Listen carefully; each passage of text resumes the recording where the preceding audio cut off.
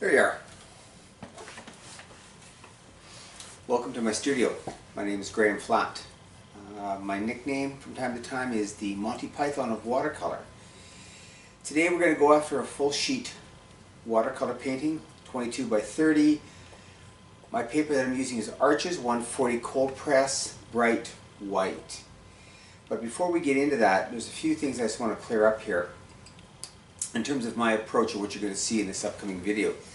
I consider myself a watercolorist, but I'm not a purist. I'm not a traditionalist. I have no problem using a little bit of acrylic white or gouache or gesso to make the painting the best that it can be. I have tremendous respect for the tradition of watercolor. I am just not one of those traditionalists into that. My end game is to make the best painting that I can, and whatever I need to do to get to that signature stage, I'll do that.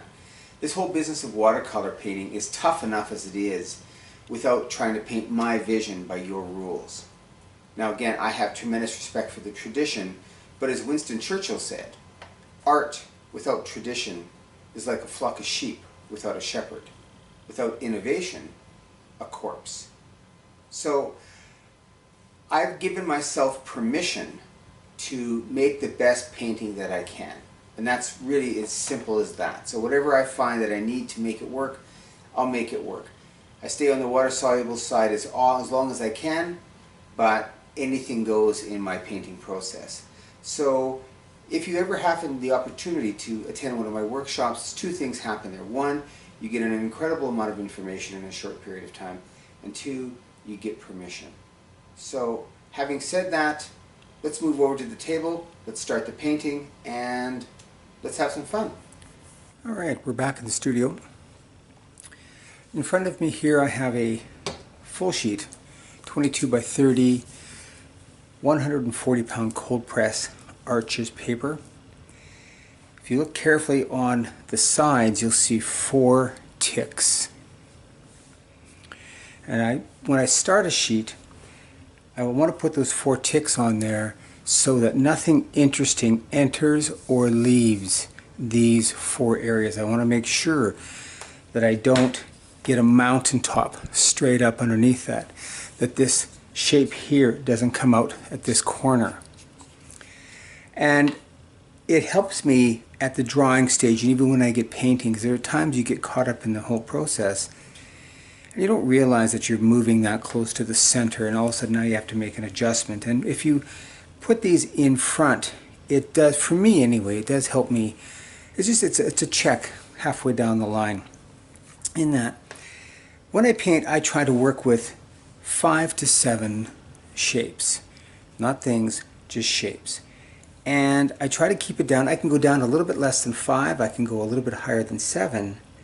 5 gets sometimes, or less than 5 can sometimes get too simple.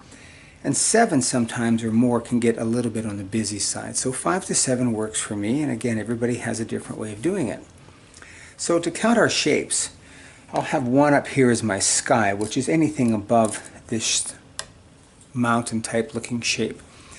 2, we're going to consider this mountain or series of mountains back up in here, the background up into here.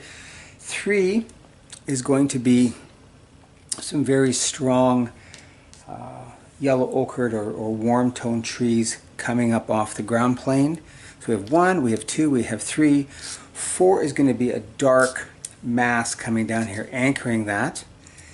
And 5 is going to be this large white space back down up into here, which I haven't quite decided exactly what I'm going to do. I have thought of maybe putting a river into here or a small open creek, but that hasn't been decided yet. So 1, 2, 3, 4, 5 simple big shapes into that. So this is going to be a very loose aspect. We're going to go with a winter feel, so lots of blues into here. And I'm just going to take a quick moment here and just check this out. I just want to make, now is the time, if you're going to make a decision, to make the decision now with your pencil. So much easier than with your brush. Once you get into this guy here, then your choices now become a little bit more restricted. If I can resolve all of my problems with my pencil before I get to my brush, then I think I'm ahead of the game. That's my approach on that anyway. So, if you're ready, I'm ready. We'll take our spray bottle. I'm just going to wet the surface, wet the top portion back up there.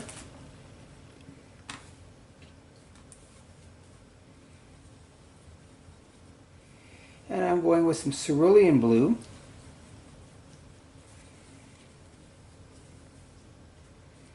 This is my blue. A lot of artists choose a cobalt, and that's fine. I don't like cobalt per se. Nothing wrong with the color. It's a great color.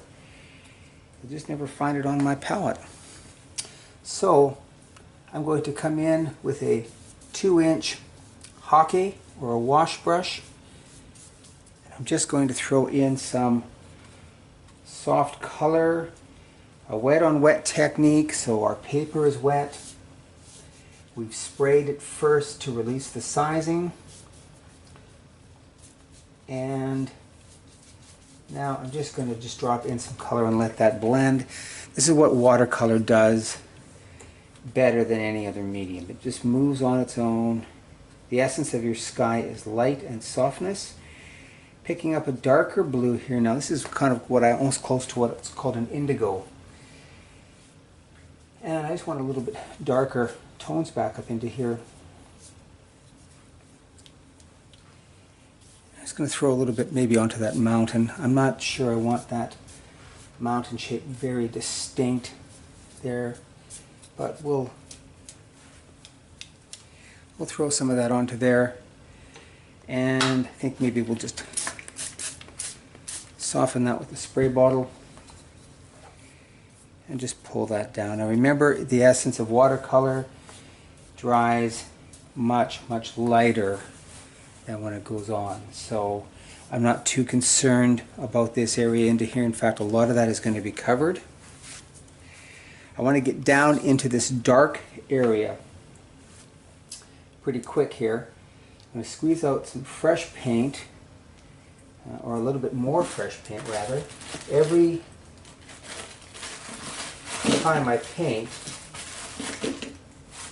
I try to squeeze out fresh paint, and that allows me to get good, strong, rich, dark colors very quickly. Also, if you can see here, let's maybe move that just a little bit closer for you. I have a pad of orange sticky notes. Let's zoom that back out there a bit for you. There we go. Orange sticky notes. On occasion, or actually quite frequently I should say, I use a gesso. I use an opaque white. Now I'm just going to bring this up on the camera here for you, and see right here, gesso. Gesso is an acrylic compound. It is a water soluble compound. So whenever I refer to an opaque white, I'm going to be referring to gesso. So I use a white gesso, and I also use a black colored gesso. I strongly recommend you don't get into black. Black can be a very dead color. It can kill an area very quickly. I've found a way around that. It works for me, but I've wrecked a lot of paintings trying to figure that out, and on occasion, just like golf, I get clobbered. It hands my head back to me. Alright, so back to this. These sticky notes allow me to put a little bit of my acrylic onto a pad without getting it onto my palette and wrecking my palette. And then when I'm tired, I just take this off, toss it out, my palette stays clean, my color stays clean. I'm going to freshen up our yellow ochre. We're going to be using a lot of that in this painting. I tend to stay on the blue and brown side a lot of times. On occasion, and lately I've been getting into some lovely violets, but we're going to be a blue and brown painting here today. So I'm taking an indigo, or what I'm going to call an indigo, it's actually faience, is the Mamiri color, and some yellow ochre, and getting a very kind of murky kind of green, and I'm going to take a blast of gesso. So my brush is wet, my paper is dry, a wet on dry technique. And I'm just going to establish the base of where those trees might end up growing. I'm choosing a horizontal line, almost purely horizontal. I want a quiet feel to this painting. I don't want a lot of movement. I want my riders or my figures or whatever's going to be coming down in here to be able to move in a very relaxed pace. If I were to put a stronger angle on there, my eye would travel much quicker and my painting would not be nearly as gentle and relaxed into here. Throw some of that onto there. Hopefully it doesn't travel too far off the table. Get myself into trouble like I usually do. I'm going to come in with a spray bottle. I want to soften those edges up in there. Yellow ochre. Not going for any more water. I have enough water on my paper from when I put the blues in there, and I have enough water coming in off of here, so I'm just going to come in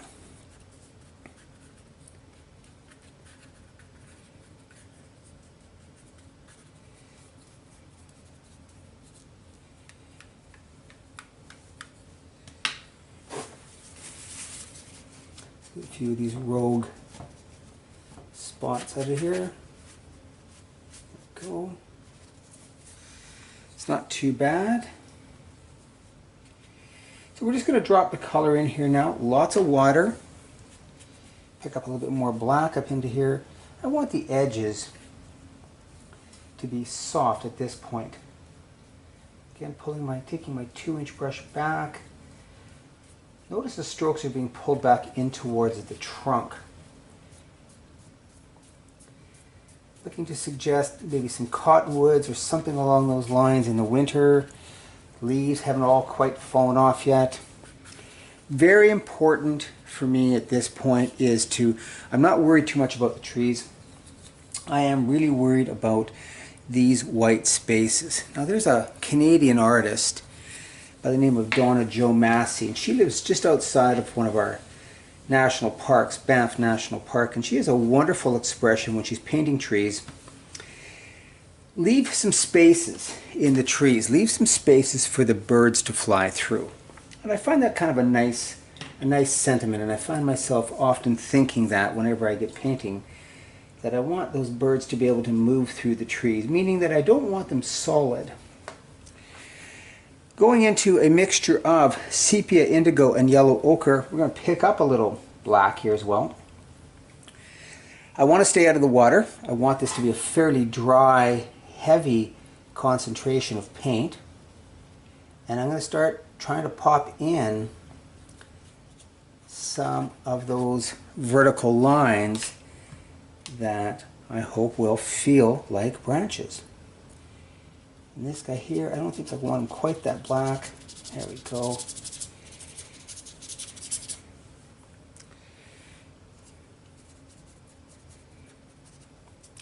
Using a rigger or a script liner, a number 0 or a 00 brush. I don't pay much attention to numbers, to tell you the truth. But I'm using it on the side. I want some dry brush. I want some good textural strokes onto here. And I'm more interested in the feeling of tall trees than the recreation of